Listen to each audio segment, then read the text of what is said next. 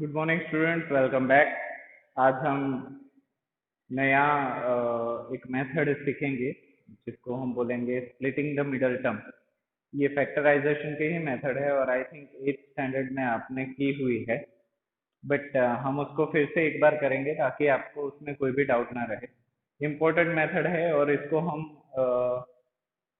क्या बोलते हैं, क्वाड्रेटिक पॉलिनोमियल के लिए भी कर सकते हैं। क्वाड्रेटिक पॉलिनोमियल के लिए मतलब जिस पॉलिनोमियल का हाईएस्ट पावर 2 हो वो उसको क्वाड्रेटिक पॉलिनोमियल बोलते हैं, उसके लिए भी कर सकते हैं। प्लस क्यूबिक पॉलिनोमियल के लिए भी कर सकते हैं। पर उसमें एक मेथड बन जाएगी, बढ़ जाएगी, तो सीखते हैं क्योंकि वो भी क्यूबिक पॉलिनोमियल को भी फैक्टराइजेशन करना आपके सिलेबस के अंदर है, मैथ्स के अंदर है, तो उसको भी करेंगे। फोर्थ पावर तक आपको नहीं जाना पड़ेगा, शायद 10th स्टैंडर्ड में जाना पड़े, पर उसको तो अभी वक्त है तो उसको हम अभी नहीं लेंगे। तो हम देखते हैं कि क्वाड्रेटिक पॉलिनोमियल के लिए स्प्लिटिंग द मिडल टर्म कैसे काम करता है, उसको हम आराम से धीरे धीरे सीखेंगे। So we will start with example 13। What it says, example 13 बोल रहा है फैक्टराइज, मतलब उसको तोड़ना। यस और नो? फैक्टराइज मतलब मैं बोलूँ कि फैक्टराइज 12, 12 को फैक्टराइज कीजिए, तो आपको पता है कि 12 को तोड़ने के लिए आप ऐसी मेथड यूज करते थे। यस और नो? फैक्टराइजेशन मेथड कि ये 12 है, उसका यूनिट डिजिट 2 है, सो 2 से डिवाइड हो सकता है।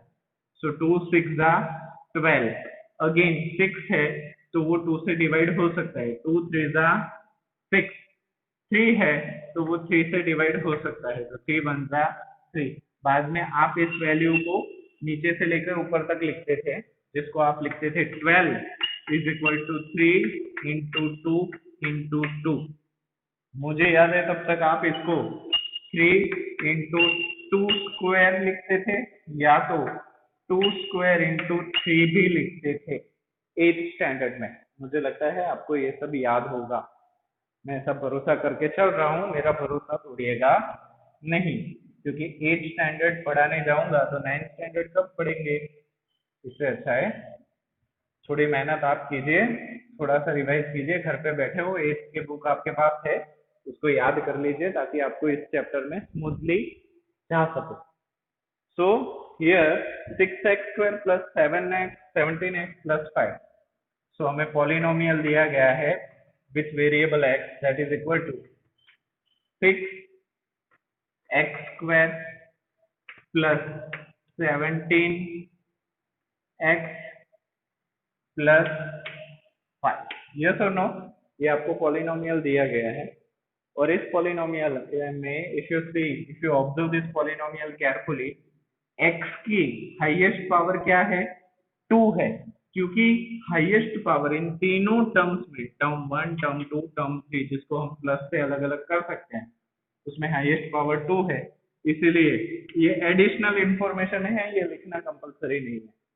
इस पॉलिनोमियल को हम क्वाड्रेटिक क्वाड्रेटिक पॉलिनोमियल भी बोल सकते हैं, क्वाड्रेटिक पॉलिनोमियल भी बोल सकते हैं। और इसमें स्प्लिटिंग द टर्म बहुत ही स्मूथली काम करेगा।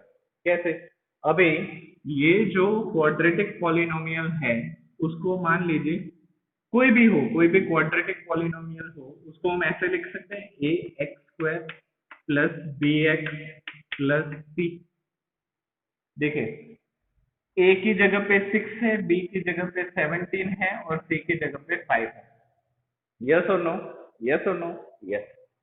तो ऑलवेज मतलब कोई भी हो, 6 की जगह पे कोई वैल्यू दी गई हो, मतलब हर क्वाड्रेटिक पॉलिनोमियल इस फॉर्मेट में रहता है। यस और नो? इसी फॉर्मेट में रहेगा। ए की जगह पे कुछ होगा बट एक्स स्क्वायर तो एक्स स्क्वायर ही रहेगा, बी की जगह पे कुछ होगा बट एक्स तो एक्स ही रहेगा, सी की जगह पे 5 की जगह कोई भी वैल्यू हो सकती है। So any polynomial given to you which is quadratic in form, तो quadratic polynomial हो, उसमें a और c का मल्टीप्लीकेशन जरूरी है। a और c का मल्टीप्लीकेशन हमें लेना ही लेना है। दूसरी चीज है b, ये भी बहुत इंपॉर्टेंट है। अभी इस फॉर्मेट की बात करें, चलिए मैं इसको समझा रहा हूँ, इसीलिए ये पहला प्रॉब्लम थोड़ा सा वक्त ज्यादा लेगा। तो ax square plus bx is equal to c है, तो क्या मैं इसको ऐसे लिख सकता हूँ, a is equal to 6, c is equal to 5 और b is equal to 17। Yes और नो, ऐसा लिख सकते हैं? हाँ लिख सकते हैं। अभी a और c का मल्टीप्लीकेशन करना है, a और c का मल्टीप्लीकेशन करना है। तो 6 into 5 what it is? It is 30। तो 6 5 का क्या हो गया, 30 हो गया। नाउ ये 30 है ना, उसके हमें फैक्टर्स बनाने हैं। आपको 8th स्टैंडर्ड में याद होगा बलून फैक्टर्स भी आते थे, वो कैसे आते थे मैं आपको याद दिलवाता हूँ तो आपको इजीली याद आ जाएगा। ये 30 है तो उसको हम ऐसे लिखते थे, आपको याद होगा तो 15 and 2, 15 2s are 30। यस और नो? यस। बाद में ये 15 था ना, तो उसको फर्दर आगे जितने बलून बन सकते थे हम बनाते थे। सो 15 इज 5 into 3। बाद में हम इसको यहीं पे रोक देते थे। क्यों रोक देते थे? क्योंकि 2 प्राइम नंबर है, 3 is a prime number and 5 is also prime number. तो यहाँ पे ये चीज कंप्लीट हो जाती थी, खत्म हो जाती थी। अभी हमें करना क्या है, ए सी इज इक्वल टू जो 30 है उसका फैक्टर ऐसे करना है कि जिसकी वजह से 17 आए। तो यहाँ पे 6 क्या है, प्लस है, 5 क्या है, प्लस है। 6 into 5 that is 30 and plus into plus that is plus, तो प्लस 30 आना चाहिए। अभी 30 का फैक्टर्स हमने ऐसे बना दिया। अभी इसको ऐसे अरेंज करना है जिसकी वजह से हमारे पास 17 आए पॉजिटिव। अभी कैसे, वो भी मैं आपको समझाता हूँ। अभी देखिए 5 6 30, सबसे पहले मैं लेता हूँ 5 6 30, तो 5 प्लस 6 कितना होगा, 11 होगा। 6 माइनस 5 कितना होगा, -1 होगा।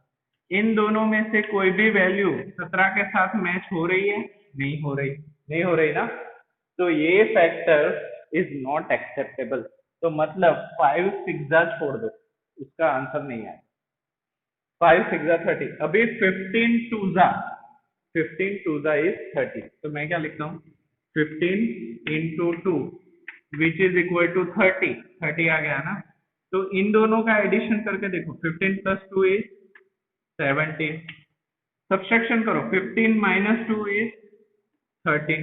तो इन दोनों में से कोई भी इसके साथ मैच हो रहा है? आप बोलोगे हाँ सर ये 17 मैच हो रहा है, यस और नो। तो इसी 17 को कैसे किया हमने, 15 2 30 जो इसी के मल्टीप्लीकेशन के बराबर है, उसी को हमें स्प्लिटिंग द मिडिल टर्म में यूज करना है। कैसे करना है चलिए देखते हैं। नाउ 6x स्क्वायर को मैं एज इट इज ही लिख रहा हूं, इसको मैंने बस नीचे उतार दिया। अभी 17 हमारा कैसे आया था, 15 2 तो क्या मैं इसको ऐसे लिख सकता हूँ, 15x plus 2x which is equal to 17। मैंने क्या किया, ये 17x को बस तोड़ दिया दो हिस्सों में। ये दो हिस्से तोड़ना बहुत इंपॉर्टेंट है, गलत तरीके से तोड़ोगे तो सॉल्यूशन नहीं आएगा। उसको ऐसे ही तोड़ना है कि ये 30 का मल्टीप्लीकेशन चेंज ना हो। Yes, 15 2s are 30. 5 6 is also 30, but 5 plus 6 is not equal to 17. तो हमें ऐसे ही लेना है कि 17 भी आए और 6 और 5 30 भी हो। तो हमने कर दिया 15x plus 2x, जो इसी को मैंने खोल के रखा है, यस और नो, और plus 5 as it is, yes और नो, यस। अभी 6 और 15 में कोई चीज कॉमन है ये दोनों टर्म में? मैं इसकी पहला और दूसरा टर्म ये जो है उसकी बात कर, 6 और 5 में कोई ऐसा नंबर है जो दोनों में आता हो? तो आप बोलोगे sir 3 2s are 6, 3 5s are 15। Very good. तो मैं यहाँ पे 3 कॉमन ले लेता हूँ, I am taking it out, बाहर निकाल लेता हूँ 3। उसके साथ कोई चीज कॉमन है? तो बोलोगे हाँ सर यहाँ पे x पावर 2 है, यहाँ पे x पावर 1 है, तो एक x है जो दोनों के अंतर्गत, दोनों के अंदर आता है, तो मैं x भी निकाल लेता हूँ। तो bracket, in the bracket what is been left, 6x square में से 3, तो 3 2 जा, और x एक 2 थे उसमें से एक निकाल दिया, तो कितने बचे x, वेरी गुड, प्लस 3 5 जा 15, और यहाँ पे जो x था उसको तो पूरा ही निकाल दिया, तो 5 ही बचा, और कुछ तो बचा नहीं। In the same way plus यहाँ पे कुछ भी कॉमन है, 2 या 5 कुछ भी नहीं है ना, तो यहाँ पे एक ही हम निकाल सकते हैं क्योंकि और कुछ बच ही नहीं रहा। तो when you are carrying out 1 outside the box, तो अंदर क्या बचा, 1 into 2x plus 5, yes or no? So if you observe this problem very carefully, you will come to know that कि 2x plus 5 यहाँ पे भी है और 2x plus 5 यहाँ पे भी है। तो ये 2x plus 5 को मैं पकड़ के जेब में, दूसरे को जेब में, तो ये दोनों 2x 5 अगर मैं बाहर निकाल दूं, दोनों 2x 5 को निकाल दिया, अपनी अपनी जगह से खींच के उसको बाहर निकाल दिया, तो यहाँ पे बचेगा 2x plus 5, तो बचा क्या, तो इसको मैंने निकाल दिया, तो यहाँ से तो 3x बचा, और यहाँ से भी मैंने निकाल दिया, तो यहाँ पे 1 बचा। तो ये फैक्टर्स पड़ गए इसके, किसके, इसके 6x plus 5। तो हमने क्या किया, एक पॉलिनोमियल दिया गया था, उसका मिडल टर्म स्प्लिट करके, उसका मिडल टर्म स्प्लिट करके, उसको स्प्लिट कर दिया ना, तोड़ दिया, स्प्लिट करके हमने दो फैक्टर्स बनाए, उसका मतलब है हमने फैक्टराइजेशन कर दिया, यस और no. So 2x plus 5 and 3x plus 1 are factors of this polynomial. उसका मतलब क्या हुआ कि इसको आपने 0 ले लिया, तो वैल्यू क्या आएगी, -5/2, तो -5/2 इसमें रखा ना, कौन सी चीज, -5/2 वैल्यू x की जगह पे रखी ना, तो ये पॉलिनोमियल क्या हो जाएगा, 0 हो जाएगा। इन द सेम वे यहाँ पे इसको 0 ले लिया, तो आंसर क्या आएगा, -1/3 आएगा। तो when you are putting -1/3 in place of x, तो भी पॉलिनोमियल 0 आ जाएगा। इसी का तो मतलब है कि 2x plus 5 and 3x plus 1 are factors of the polynomial। I hope ये प्रॉब्लम क्लियर होगा आपको। तो मैं पॉज कर रहा हूँ वीडियो, एक और प्रॉब्लम है जिसको हम देख लेते हैं ताकि आपका कॉन्सेप्ट और ज्यादा तरीके से क्लियर हो जाए। चलिए आगे बढ़ते हैं। Example number 14 which is of the same type। Example 14 says that factorize y square minus 5y plus 6 by splitting the middle term। आप में से कई बच्चों का अगर बुक में ध्यान हो तो बहुत सारे बच्चे बोलेंगे कि सर यहाँ पे स्प्लिटिंग द मिडल टर्म नहीं है, फैक्टराइजेशन थियरम है, आपने फैक्टराइजेशन थियरम करवाया नहीं। तो अकॉर्डिंग टू न्यू सीबीएसई, अरे सॉरी न्यू एनसीईआरटी गाइडलाइंस, उन्होंने जो 30% सिलेबस रिड्यूस किया है, उस सिलेबस में उन्होंने फैक्टराइजेशन थियरम निकाल दिया है। हालांकि इससे पहले भी फैक्टराइजेशन थियरम के ज्यादा प्रॉब्लम्स नहीं थे, 2 या 3 ही प्रॉब्लम्स थे और वो भी बड़े आसान थे, पर क्योंकि उन्होंने फैक्टराइजेशन थियरम निकाल दिया है हम उसको कंसिडर नहीं करेंगे और सेम प्रॉब्लम को हम सॉल्व करेंगे by splitting the middle term. So moving forward, factorize कीजिए इसको by using the splitting the middle term. So p of y, polynomial of y is been given, क्या दिया गया है, y square minus 5y plus 6, yes और no, yes. अभी आपको पता है कि a इज इक्वल टू, मैंने आपको बताया था, फिर से याद दिला दूं, a y square plus b y plus c ऐसे दिया गया था ना। तो a इज इक्वल टू क्या है यहाँ पे, y स्क्वायर का y स्क्वायर का कोएफिशिएंट क्या है यहाँ पे, कुछ नहीं है, मतलब 1 है, तो a इज इक्वल टू क्या हो गया, 1 हो गया, यस। यहाँ पे y का कोएफिशिएंट क्या है, b की जगह पे क्या है, -5 है, क्योंकि यहाँ पे तो +5 है। फिर से लिखो तो आपको ज्यादा समझ में आएगा। चलो इसी को मैं लिख देता हूँ, 1 y स्क्वायर प्लस b की जगह पे -5y प्लस 6 ऐसे लिखो तो चलेगा, तो आपको पूरा समझ में आएगा। a is equal to 1 b is equal to -5 ऐसे लिखो तो चलेगा ना, क्योंकि देखिए ये प्लस प्लस दोनों चीज कॉमन हो गई, तो b की जगह पे क्या हो गया -5, तो b इज इक्वल टू -5 और c की जगह पे है 6। इतनी चीजें क्लियर, वेरी गुड। तो मैंने आपको बताया था a और c का मल्टीप्लीकेशन करना है, a और c का मल्टीप्लीकेशन करना है, तो a into c which is equal to 1 into 6, so that is equal to 6, 1 6 6। अभी c 6 का हम बलून बनाते हैं, तो हमारे पास दो ही ऑप्शन बचते हैं, 2 3 6। तो आप बोलोगे सर 2 और 3 5 हो रहा है, हो रहा है ना, क्योंकि -2 -3 इज इक्वल टू -5, तो डायरेक्टली ही ये हमें सीधा ही मिल गया, तो अच्छा है।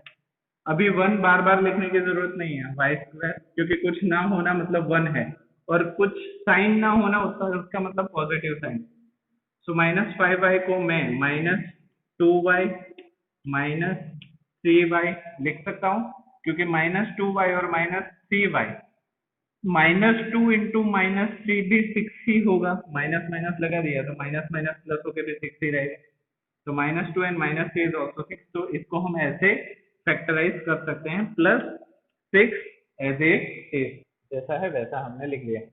अभी ये दो टर्म और ये दो टर्म में से जो जो चीजें कॉमन निकल रही है निकाल लो, तो इन दोनों में कुछ भी कॉमन नहीं है अलावा की y, so y is taking out as a common, so if we are carrying out one y common, एक y हमने निकाल दिया, तो इसके पास दो थे तो अभी कितने बचे, एक ही बचा, माइनस इसके पास तो एक ही था तो वो भी चला गया, तो क्या बचा y -2। सिमिलरली यहाँ पे माइनस दोनों जगह पे 3 3 2 6, तो 3 कॉमन निकल रहा है, तो मैं 3 कॉमन निकाल लूं, यस। तो यहाँ पे क्या बचा, y बचा, क्योंकि हमने माइनस निकाल लिया है तो यहाँ पे तो प्लस ही बचेगा, अंदर जाने के बाद प्लस माइनस माइनस फिर से ये आ जाएगा, so we are going on a right path. Plus यहाँ पे प्लस की जगह पे हमें करना पड़ेगा माइनस, क्यों माइनस, क्योंकि ये माइनस अंदर से हमने निकाला है, जब भी कभी अंदर से माइनस निकाल लेते हो तो साइन चेंज हो जाएगा, तो -3 -2 दैट इज प्लस, इसको अंदर लेके जाओ आप, माइनस माइनस प्लस 3 2 6, तो ये हमारा सही है, यस और नो, यस। सो y-2 यहाँ पे भी है, y-2 यहाँ पे भी है, इन दोनों को मैं निकाल के आगे ले लेता हूँ, तो y-2 is taken out as common, और इसको जब मैं बाहर निकाल लूँ तो इसको निकाल दिया, तो अभी क्या बचा, y बचा, y, और माइनस साइन यहाँ पे क्या बचा, ये निकाल लिया तो 3, so y-2 y-3 are factors of this polynomial. इसका मतलब क्या हुआ कि जब आप इसको 0 लेंगे तो ये क्या हो गया, 2 हो जाएगा, और जब 2 को यहाँ पे रखेंगे y की जगह पे तो भी पॉलिनोमियल 0 आ जाएगा, और 3 रखेंगे क्योंकि यहाँ पे भी 3 आ जाएगा तो भी पॉलिनोमियल 0 आ जाएगा। अगर आपको भरोसा नहीं हो रहा तो आप क्यों ना y इज इक्वल टू 2 और y इज इक्वल टू 3 लेके इसकी वैल्यू में रखें, और आप मुझे बताइए 0 आ रहा है या नहीं। तो आज के लिए बस हम इतना ही रखते हैं, इन नेक्स्ट ऑनलाइन सेशन एक और एग्जांपल है, एग्जांपल 15 थोड़ा सा बड़ा है, उसको हम ले लेंगे, और उसके बाद we will move for a exercise 2.4 जो बहुत ही इंटरेस्टिंग एक्सरसाइज है। टिल देन रिवाइज वेल, और अभी भी मैं बोल रहा हूँ कि अगर आपके पास RD शर्मा है या ऑल इन वन की सॉल्यूशन है, कोई भी चीज है जिसमें एक ही तरह के बहुत सारे प्रॉब्लम्स दिए गए हैं फॉर प्रैक्टिसिंग, तो विदाउट वेस्टिंग योर टाइम उस प्रैक्टिस को स्टार्ट कीजिए, एक एक के बाद एक के बाद एक वो सारे प्रॉब्लम्स करते जाइए। नहीं आ रहा है या समझ में नहीं आ रहा तो मैं बैठा हुआ हूँ, मैं आपको करवाऊंगा, don't worry about it, but don't waste your time in mathematics, क्योंकि मैथ्स एक ऐसा सब्जेक्ट है कि बिना पेन या पेपर लिए आप नहीं सीख पाओगे। बाकी सारे सब्जेक्ट अगर आप समझ गए हो तो लिख पाओगे, बट मैथ्स ही एक ऐसा सब्जेक्ट है कि without practice, without pain and paper आप नहीं कर पाओगे। So till then revise well, और थैंक यू सो मच।